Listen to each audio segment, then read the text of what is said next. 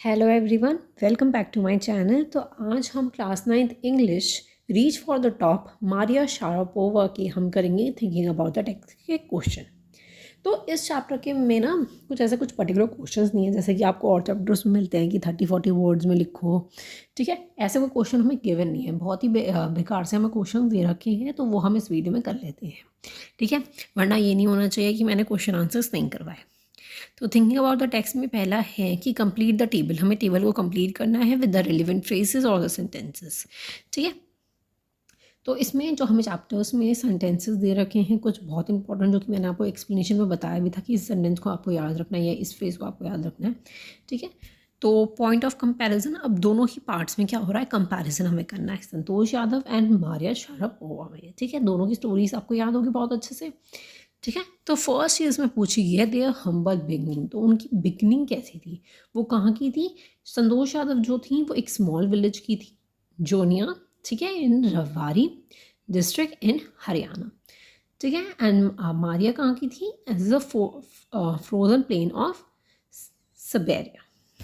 ठीक है, अब उनकी पेरेंट अप्रोच, अब आपको संतोष यादव का पता है कि स्टडीज़ करने के लिए संतोष यादव को आगे पढ़ाई करनी थी, एजुकेशन करनी थी, लेकिन उनके पेरेंट्स ने क्या कर दिया था, मना कर दिया था कि हम तुम्हारी स्कूल की फ़ीस तुम्हें नहीं देंगे दिल्ली की। ठीक है, लेकिन बाद में उन्होंने एक्सेप्ट कर लिया था जब संतोष ने बोला था, संतोष यादव जी ने बोला था कि मैं शादी कभी भी नहीं करूँगी, तो इस वजह से उन्होंने एक्सेप्ट कर ली थी वो चीज़। ठीक है, और मारिया की अगर मैं बात करूँ तो उनके फादर ने उनकी ट्रेनिंग के लिए बहुत सारे क्या कर रहे थे, फंड्स को अरेंज किया था। वो इतनी अमीर फैमिली नहीं थी, तो वो उनकी ट्रेनिंग के लिए क्या करते थे, फंड्स अरेंज करते थे। ठीक है, बहुत वर्क हार्ड करते थे। थर्ड दे रखा है कि there will a power and the strong desire to succeed. अब उनकी जो पावर थी, जो एक स्ट्रॉन्ग डिज़ायर था कि उन्हें इस चीज़ में सक्सीड होना ही है, तो वो चीज़ हमें बतानी है। आपको ये लाइन दे रखी है दैट संतोष यादव के पार्ट में कि then there was no looking back for this determined young girl, कि उनके लिए क्या था, कोई भी पीछे देखने वाली चीज़ थी नहीं। वो इतनी डिटरमाइंड थी, इतना उनका अपने गोल के लिए इतना फोकस था, तो ये ही उनका पावर एंड स्ट्रॉन्ग डिज़ायर था। ठीक है, और मारिया की अगर मैं बात करूँ, ये चैप्टर में हमने ये वाली लाइन पढ़ी है, when you come from nothing you have nothing. जब आप कहीं से आते हो जिस आपके पास पहले कुछ नहीं था और अब भी आपके पास कुछ नहीं है, तो आप क्या हो जाते हो, बहुत ही ज़्यादा हंग्री हो जाते हो और बहुत ही ज़्यादा डिटरमाइंड भी हो जाते हो। ठीक है, तो वही चीज़ इसमें बतानी है आपको। अब evidence of their mental toughness, उनकी मेंटल टफनेस का आपको एविडेंस देना है। ठीक है, equipments with an iron will, physical endurance and amazing mental toughness, she proved herself repeatedly.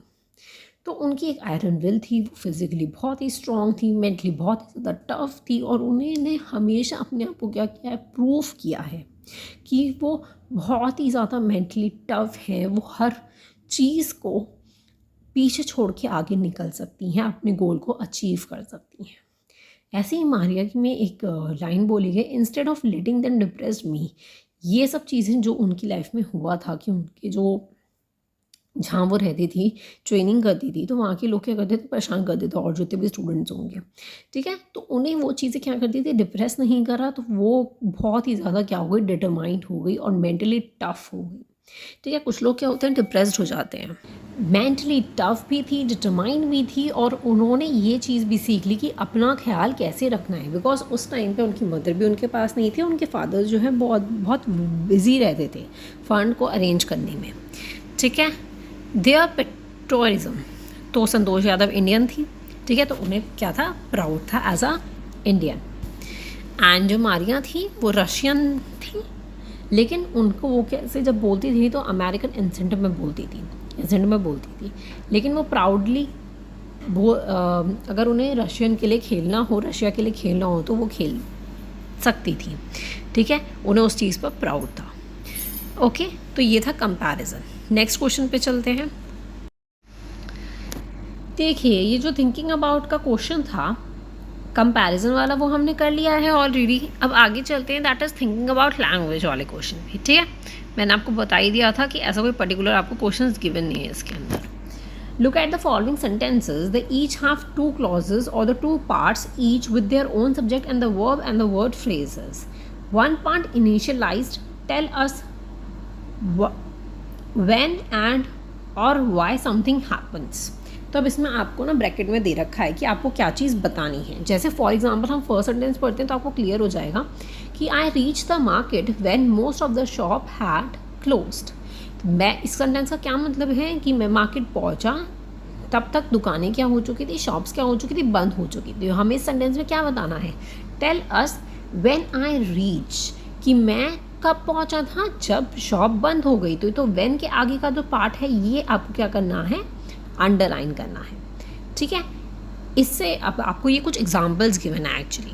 ठीक है, when Rahul Dravid walked back towards the pavilion, everyone stood up. तो इसमें हमें क्या बताना है कि tells us what everyone when everyone stood up. कब stood up हो गए थे, जब Rahul Dravid walked towards the pavilion. ठीक है, the telephone rang and the Ganga picked it up. तो घंटी बजी और गंगा ने क्या किया, पिक किया. तो अब आपको बताना है tell us what happen next. Next क्या हुआ था, सबसे पहले क्या होता है, रिंग बजी थी.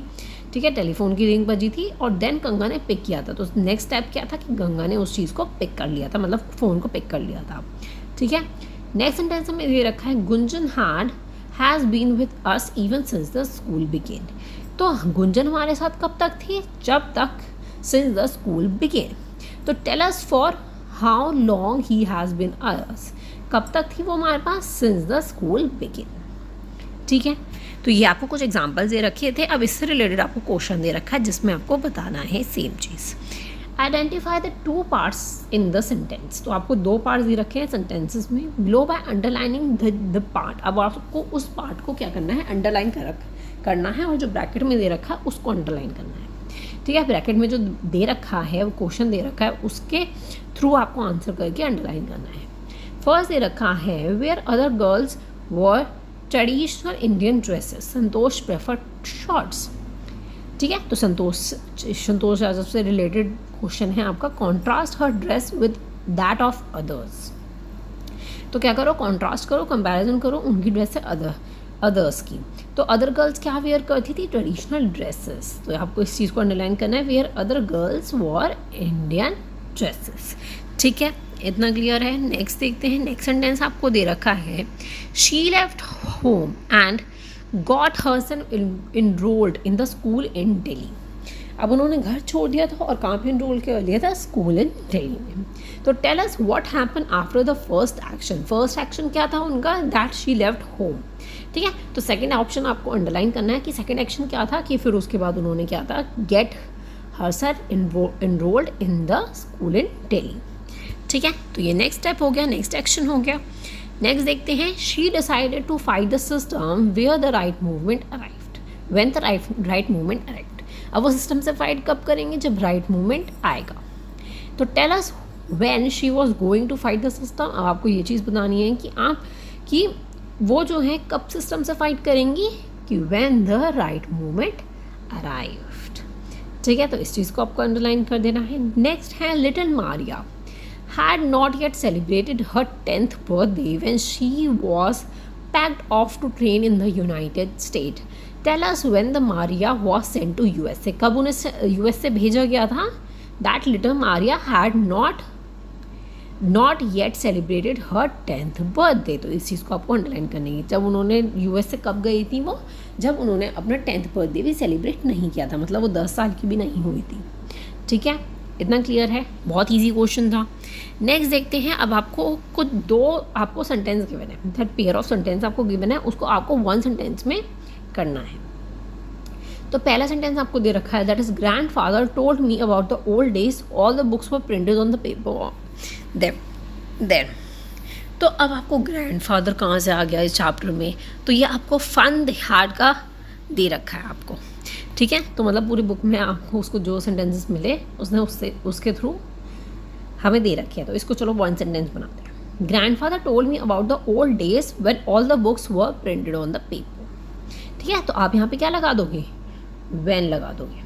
ठीक है, क्या लगा दोगे, व्हेन. आगे देखते हैं.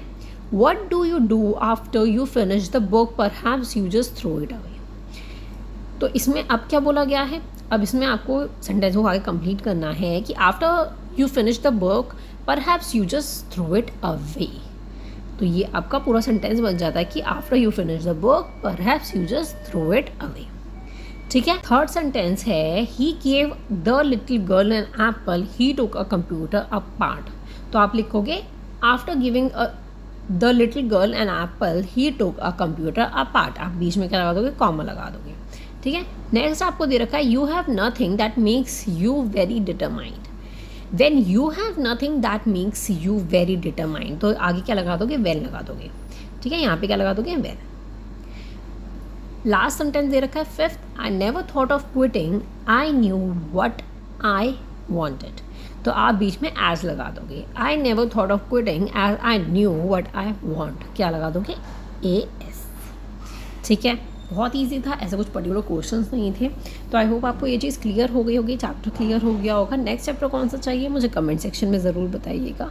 Thank you so much for watching, keep supporting me, bye bye.